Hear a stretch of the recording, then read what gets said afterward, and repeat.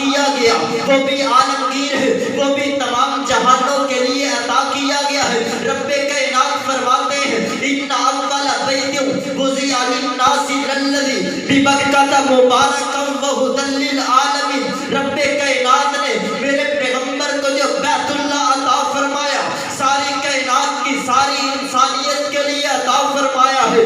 یہ تین چیزیں رب کائنات نے میرے محبوب کو عطا کی ہیں، اور اس کے بعد میرے محبوب کے آنے کا مقصد دیکھیے، حضرت ابراہیم خلیل اللہ علیہ السلام 4000 سال قبل بیت اللہ کی تعمیر کرتے ہیں۔ حضرت اسماعیل علیہ السلام آپ کے ساتھ ہیں، تعمیر کعبہ کے بعد ہاتھ اٹھاتے ہیں، دعا کرتے ہیں، ربنا وابعث فیہم رسولا منہم یتلو علیہم آیاتک ویعلمہم الکتاب والحکمہ ویزکیہم۔ او میرا پیغمبر، ایسا شان والا رسول بھیج دیجئے کہ اس کی شان ایسی ہو کہ باقی انبیاء دنیا میں آئے، کچھ کیا تو ان کی شان کے تذکرے ہوئے، ان کا مقام بیان ہوا، لیکن وہ پیغمبر اس کے آنے سے پہلے ہی اس کے تذکرے شروع ہو چکے ہیں۔ وہ ایسا شان والا رسول ہو، اس کا کام کیا ہوگا؟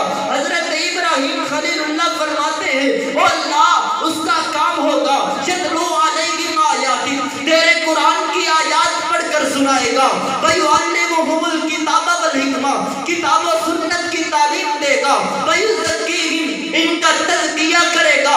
لیکن جب یہ دعا قبول ہوتی ہے، لقد من اللہ علی المؤمنین اذ بعث فیہم رسولا من انفسہم یتلو علیہم آیاتہ ویزکیہم، یزکیہم تزکیے کا ذکر۔ دعا قبول ہونے کے بعد رب کائنات دوسرے نمبر پر فرماتے ہیں، کیوں؟ اس لیے کہ تزکیہ پہلے ضروری ہے۔ اگر تزکیے سے پہلے علم آ جائے تو وہ یہود و نصارہ کے پاس بھی موجود تھا۔ وہ علم جو تزکیے سے پہلے ہو، جو انسان کے عقیدے کے آنے سے پہلے ہو، وہ علم یہود و نصارہ کے پاس موجود تھا۔ اس کی مثال یہی تو واقعہ میرے نبی کریم علیہ السلام کے زمانے میں پیش آیا۔ عبداللہ بن سلام موجود ہیں، بات کو مختصر کر رہا ہوں کہ عبداللہ بن سلام کی موجودگی میں آتا ہے کہ بتایا جائے نبی کریم انہوں نے زنا کیا ہے، اس کی سزا کیا ہے؟ نبی کریم فرماتے ہیں کہ آپ بتائیے آپ کی تورات میں کیا ہے؟ وہ جواب دیتے ہیں کہ بس منہ کالا کر دیا جائے، گھما پھرا دیا جائے، اتنی سزا بیان ہوئی ہے۔ تو عبداللہ بن سلام فرماتے ہیں پاک پیغمبر مجھے اجازت دیجئے۔ فرماتے ہیں بولیے۔ عبداللہ بن سلام کہتے ہیں فَأْتُوا بِالتَّوْرَاتِ فَاتْلُوهَا، تورات لے کر آؤ، اس کی تلاوت کرو۔